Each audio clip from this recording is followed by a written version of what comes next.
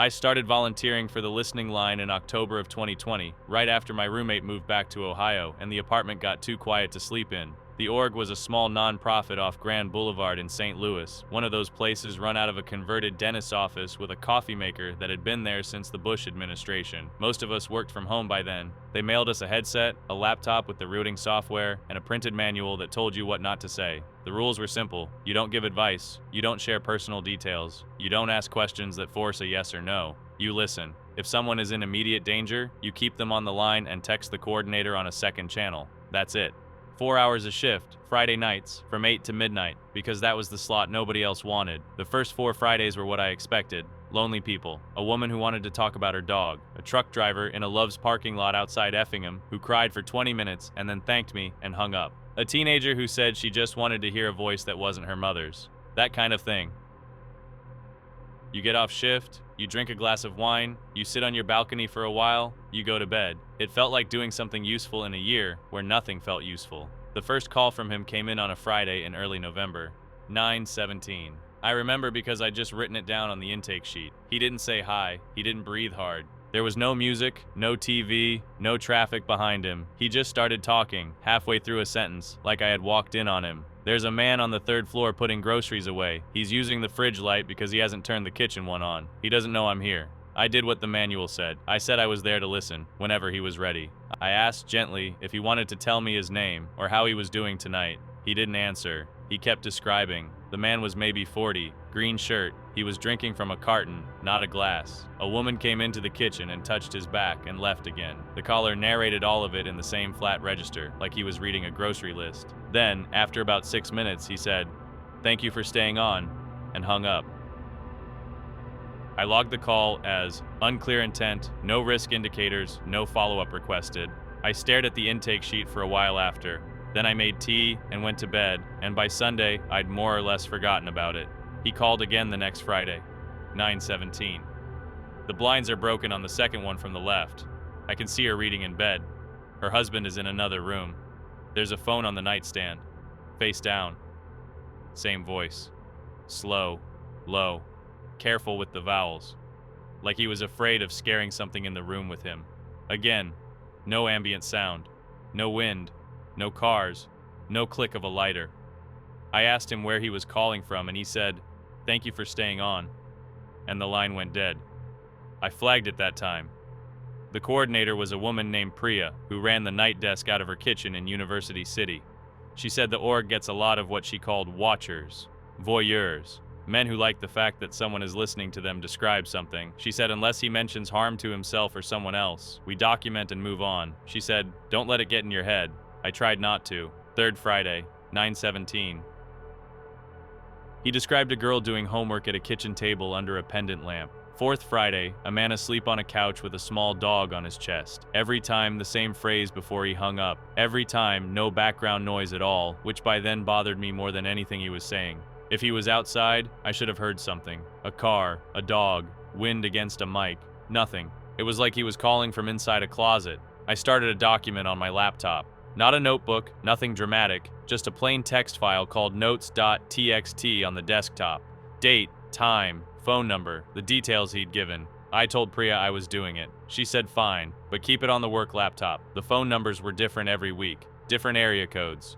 314-618-636, once a 573 out of Jefferson City. When I ran one of them through a reverse lookup on a whim, it came back as prepaid, unregistered. The next week I didn't bother. 5th Friday was the one I keep coming back to. He said, "There's a woman on a balcony on the 4th floor. She's smoking. She only smokes on Fridays. She thinks nobody notices. I do smoke on Fridays. Only Fridays." It's stupid. It's a habit I picked up in grad school and never fully quit. And it's the one night a week I let myself have one on the balcony after a shift. But I hadn't been on the balcony that night. And plenty of women smoke on Fridays. Plenty of women live on 4th floors. St. Louis is full of them. I typed the detail into the file, closed the laptop, and put both hands flat on the desk for a while. I did not go outside for a cigarette that night. 6th Friday, I almost called out sick. I didn't. I logged in at 7:59, sipped water instead of coffee, and put the headset on with the volume lower than usual, like that would help. 9:17, the tone in my ear. There's a red blanket over the railing of the balcony directly across from me. 4th floor. The sliding door has a piece of cardboard taped over the bottom corner where the glass is cracked. There's a green watering can. The plant in it is dead. She hasn't been out tonight. I did not have a red blanket on my railing. I had a red beach towel that I'd hung out to dry 2 days earlier because the dryer in the building was broken. The cardboard over the crack was mine. I taped it up in September.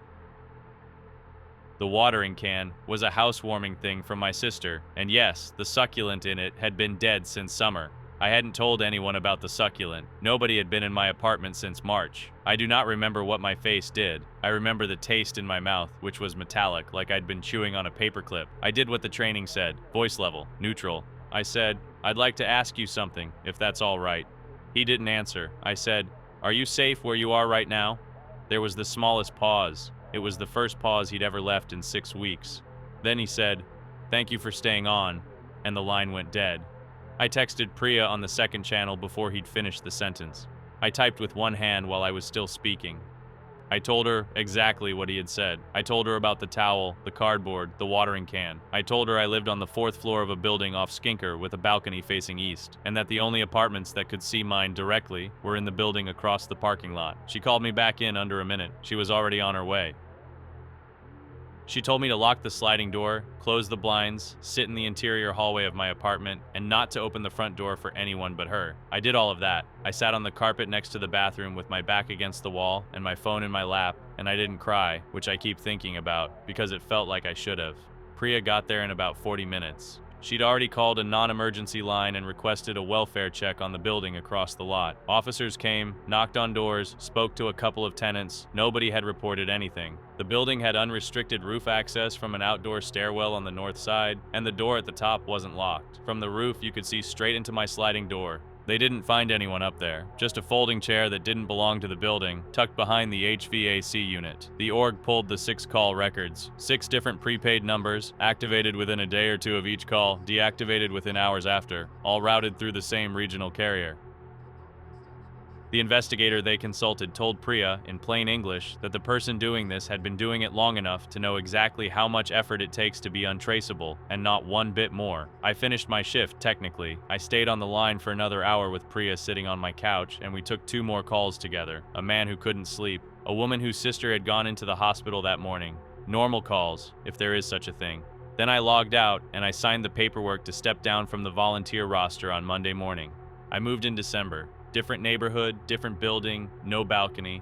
I don't give the address to anyone, not even family, which is a stupid rule I know I can't actually enforce, but it makes me feel like I'm doing something. The org rewrote its protocol that winter. Any caller who hits 3 contacts with identical patterning gets flagged, and the shift lead sits in on the 4th. Repeated anonymous male callers with descriptive-only content, no stated intent, get their own category now. Priya wrote most of it.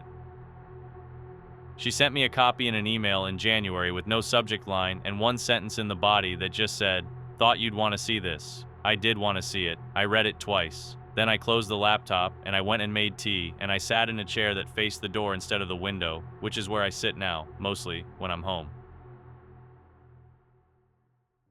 The shelter I worked at sat off Cherry Hill Road in South Baltimore, one of those low-brick city buildings with a chain-link exercise yard out back and a parking lot that always smelled like whatever had melted on the asphalt that afternoon. Night shift meant me, sometimes a kennel tech named Denise, and about 140 animals. In June of 2021, we were still running reduced hours from COVID, so the adoption window ran late, 6 to 9 on weekdays, walk-ins by appointment. That's when I first noticed them. The first guy came in on a Tuesday. Big, calm jeans and work boots, said he wanted a yard dog. We had a 2-year-old pit mix named Rooster, gentle as anything, been with us 6 months because nobody wanted a block-headed gray dog in a city that had banned them at half the apartments. His paperwork was clean. Maryland ID matched the address he wrote down. Landlord letter, though the number for the landlord went to voicemail. Adoption fee paid in cash. He signed for Rooster and left. That was fine. That happens. 2 weeks later, a woman came in. Different woman, no relation on the paperwork, different last name, different Maryland ID. She wanted a big dog too. Took a shepherd mix named Beryl we'd pulled off Pulaski Highway back in March. Her paperwork was clean. I remember thinking she was polite in the way people are when they've rehearsed being polite. She used the word companion. Nobody adopting a dog off the street uses the word companion. But whatever, I signed her out. I want to be honest about this part. I didn't clock it the first 6 or 7 times. Adoptions are good. We wanted the animals gone. Every dog out the door was a kennel we could fill, with the next one coming off a Baltimore County stray call, and there were always more coming. My supervisor, Ray, used to say the only bad month was one where our intake beat our outtake, and we'd been losing that math since April. So when big dogs kept going out to different families in what felt like a lucky streak, I didn't ask questions. I high-fived Denise about it once. The thing that snagged me was a smell. Late one Thursday, maybe the middle of June, this guy came in wearing a Ravens hoodie and cargo shorts, wanted the biggest dog we had. We had a Roddy mix, Wednesday, who'd been on the youth list twice for space. His paperwork looked fine, address in Curtis Bay. Cash on the counter. But when he leaned over to sign, I got a hit of something off his jacket I couldn't place at first. It was chemical and sweet, and under it something like a wet penny. I've since learned the word for it. That night, I just wrinkled my nose and slid the clipboard across. He took Wednesday and left. I walked out to the parking lot maybe 10 minutes later on a smoke break, and his truck was still there. He was in the driver's seat on the phone. Wednesday was in the bed, in a wire crate too small for a dog that size. And there was another crate next to it with a tarp over it. Empty crate, I told myself. Extra crate for a friend. I finished the cigarette. He was still on the phone when I went back inside. Here's the part where I want to say something clicked, but nothing clicked. I just started paying more attention. I'm the guy who does the filing. Ray hated the software we used, so a lot of the adoption paperwork was still on physical carbon triplicates in a beige cabinet in the office, alphabetized by adopter last name. One night in early July, I was pulling June's paperwork to input the addresses into the new system, and I noticed I'd typed the same street twice. Same house number, same zip, in Brooklyn Park, different adopter names, different dogs. 3 weeks apart. I pulled the two forms out and set them on the desk next to each other. Handwriting looked different. IDs looked different, but the address matched to the digit. I sat there for a while, then I did something I probably shouldn't have. I went back through the last 3 months and I pulled every adoption of a dog over 50 pounds, and I sorted them by address. It took a couple of shifts to get through because I could only do it when nobody else was in the office. By the end of the second night, I had 7 addresses that repeated. Some twice, one 4 times. Curtis Bay, Brooklyn Park, Dundalk, a place off Wilkins Avenue, a couple in the county I didn't recognize. All the dogs were big. Pit mixes, shepherds, one Presa Canario we'd had for almost a year. Not a single small dog on the list. I didn't tell Ray. I want to be clear about why. Ray was a good guy, but Ray was tired, and Ray had told me twice already that year that our job was get them a bed, not a background check. He would have said I was seeing patterns because I was bored on night shift. He might have been right. I wasn't sure yet. What I did was, I started photographing the paperwork, every adoption, both sides of the sheet, the ID scan, the landlord letter. Ray had been asking for months about better digital records, so I framed it that way, said I was building a searchable archive to make audits easier, and he grunted and told me not to break anything. I kept the photos on a personal drive. I told Denise I was doing it in case the state came sniffing about record keeping. She shrugged. She had 2 kids and a shift at a second job in the morning, and she didn't care what I did with the phone as long as I finished the kennel walkthrough. The next time one of them came in, I already knew. It was a woman I hadn't seen before, mid-30s, bleached hair pulled back tight, wanted our biggest available. That week it was a bull terrier mix named Otis. Her address was one of the repeaters, the one off Wilkins. She'd written it down in blue ink, and I remember watching her hand and thinking, don't say anything, just do the intake. My mouth was dry. I asked her the standard questions: yard or apartment, other pets, kids. She had answers for all of them, good answers. The kind of answers you'd give if someone had told you the answers. I photographed her ID under the counter with my phone in my lap. I photographed the form. I signed Otis over. She loaded him into a sedan and drove off, and I stood in the doorway for a minute, watching the taillights go up Cherry Hill, and I felt sick in a way I hadn't let myself feel yet. I called the Humane Society tip line the next morning from my car in the parking lot before I went home. I didn't want to do it from inside the building. I told them I worked at a municipal shelter. I had documentation of what looked like a pattern of fraudulent adoptions targeting large breed dogs, and I had 7 addresses that repeated across different applicants over 4 months. The woman on the line asked me if I could email what I had. I said yes. She asked me not to talk to my supervisor about it yet. I said okay. I didn't sleep that day. I lay on my couch with the AC unit rattling in the window, and I thought about Rooster, about Beryl, about Wednesday and that too small crate in the back of the truck, and I did the math on how many months ago that was. Long enough that whatever was going to happen had already happened. The investigator called me back on a Friday. Her name was Priya. She said they'd cross-referenced my addresses with property records and animal control complaints and had enough to bring county law enforcement in. She asked if I could keep doing what I was doing. Keep taking photos, keep flagging when a repeat address walked through the door, but not refuse the adoption, not tip anyone off. I said yes, because what else was I gonna say? She said it would take a few weeks. It took 9 days. I found out because Denise came in on a Wednesday afternoon holding her phone with a news clip on it. Warrant service in Brooklyn Park. Officers had found a property behind a legitimate-looking row house with a shed and a fenced-off dirt yard and animals in conditions the reporter described only as consistent with organized animal fighting. Priya called me that night from her personal cell. She said they'd hit 4 of the 7 addresses so far. She said the phrase, bait stations, and I had to ask her what that meant, and then I wished I hadn't. I'm not going to write down what she told me. Some of the dogs were alive, not all of them. She wouldn't tell me which ones by name, and I didn't push. She said the paperwork I'd been shooting under the counter for 2 months was the spine of the whole case because none of the IDs would have connected on their own. It was the repetition that did it. Same address, different names over and over in my handwriting on the intake side.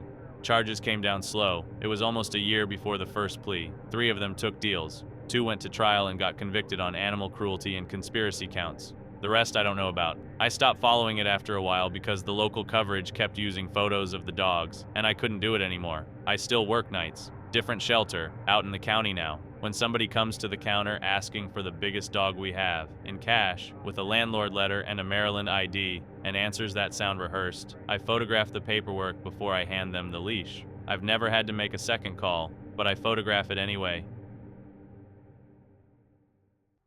The chemistry on that well came back wrong in a way I didn't have a word for. Not dirty, not contaminated, just wrong.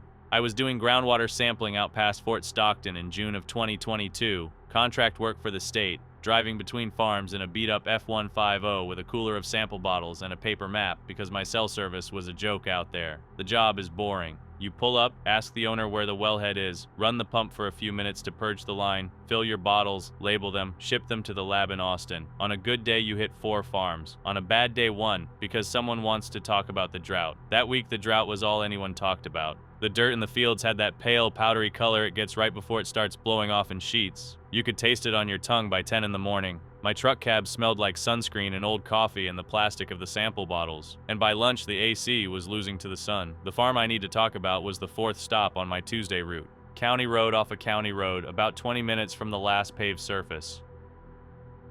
Old white farmhouse with a metal roof, a barn that had been re-sided at some point but never painted, and one of those tall, skinny windmills that isn't for power, just for pumping water into a stock tank. There was a dog on a chain by the porch that didn't bark at me, just watched me get out of the truck. The owner, call him Ray, came out before I was all the way out of the cab. Older guy, maybe late 60s, sun-cured face, khaki shirt with the sleeves rolled up over forearms that looked like rope.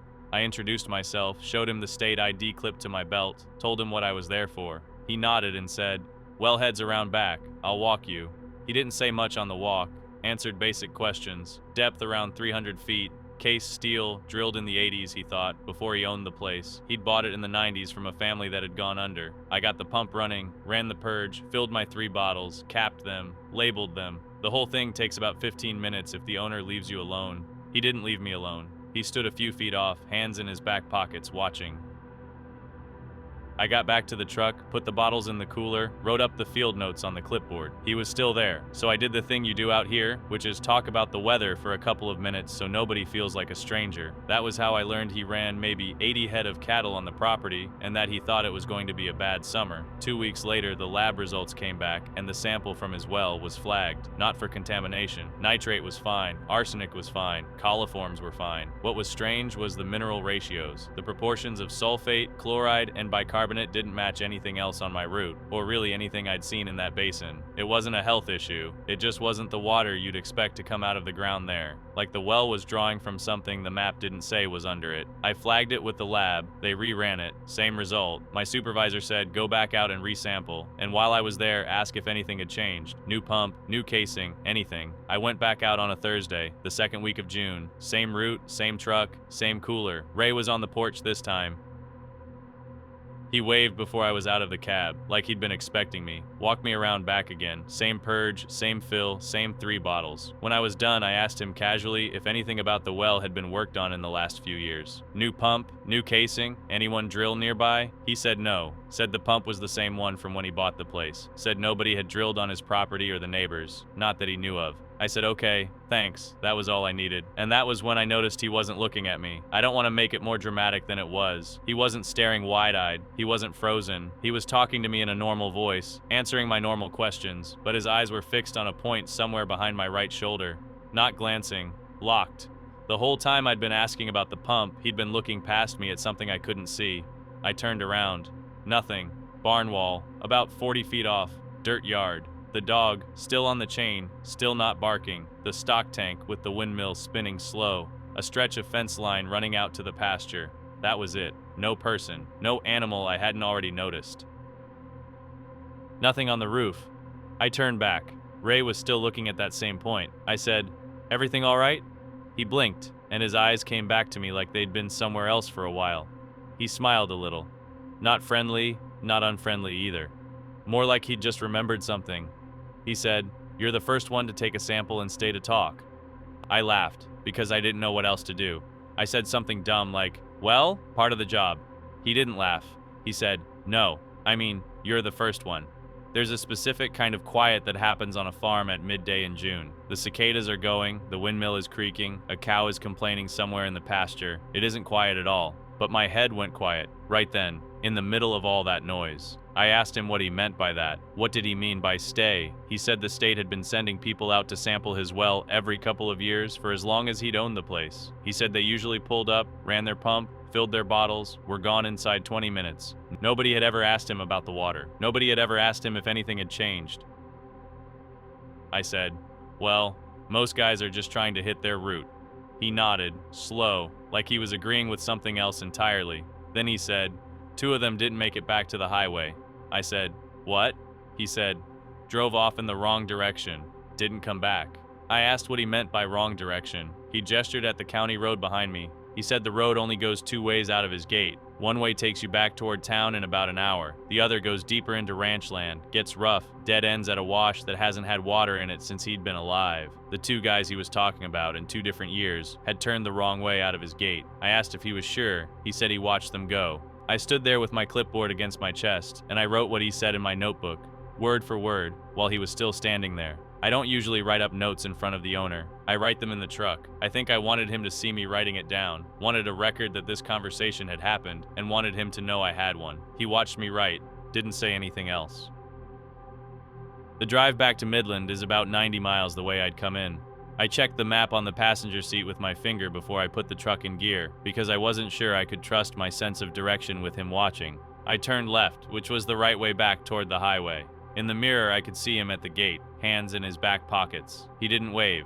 About 3 miles out, there's a spot where the road bends and you lose the farm behind a rise. I pulled over and sat with the engine running. I didn't have a plan. There was no cell service anyway. I think I just wanted to be past that rise before I did anything else. Back at the office in Midland, the retest came back the same. Same anomalous ratios. My supervisor filed it and told me to move on. I didn't. I put in a request with the State Office of Natural Resources for the sampling history on that well and the personnel history for that route. The water history came back with no surprises. Same sampling schedule Ray had described, going back to the 90s. Nothing flagged in the file. The personnel history took longer.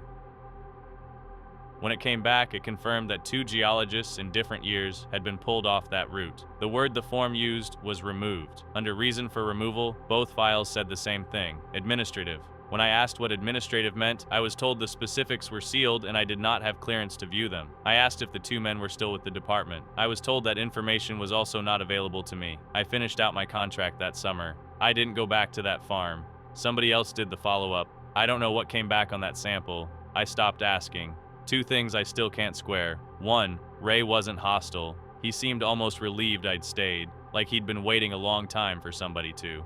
2, the whole conversation, right up to the part where he said 2 men didn't come back, he was doing that thing with his eyes, looking past me. At the barn wall, 40 feet off, where there was nothing to look at. I have the notebook. I still have the page. Thanks for staying with me till the end.